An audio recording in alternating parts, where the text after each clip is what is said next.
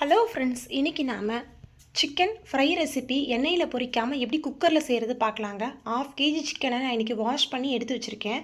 இப்போ நம்ம 1/2 table spoon மஞ்சள் தூள், 1 டேபிள் ஸ்பூன் தனி மிளகாய் தூள், 1 டேபிள் ஸ்பூன் இஞ்சி பூண்டு பேஸ்ட்டு, 2 டேபிள் ஸ்பூன் அளவு சிக்கன் 65 பவுடர், தேவையான அளவு உப்பு, 2 டேபிள் ஸ்பூன் அளவு ஆயில் சேர்த்து நல்லா கலந்து விட்டுக்கலாங்க. இப்போ இது எல்லா பக்கமும் நல்லா கலந்து விட்டு 1/2 அன் ஹவர் நம்ம மேரினேட் பண்ணி எடுத்து வச்சிடலாங்க. இப்போ அடுத்து ஒரு குக்கரில் கொஞ்சமாக ஆயில் சேர்த்து நம்ம மேரினேட் பண்ணி வச்சுருக்க இந்த சிக்கன் பீசஸை அதோடு சேர்த்துடலாங்க. சேர்த்துட்டு அதை நல்லா எண்ணெயிலே கலந்து விட்டுக்கலாங்க.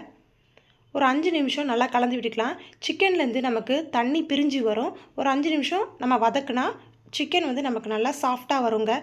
இப்போ நாம் வதக்கியாச்சு. குக்கரை மூடி போட்டு மூடி 3லேருந்து 4 விசில் விட்டு எடுத்தோம்னா சுவையான சிக்கன் ஃப்ரை தயார்.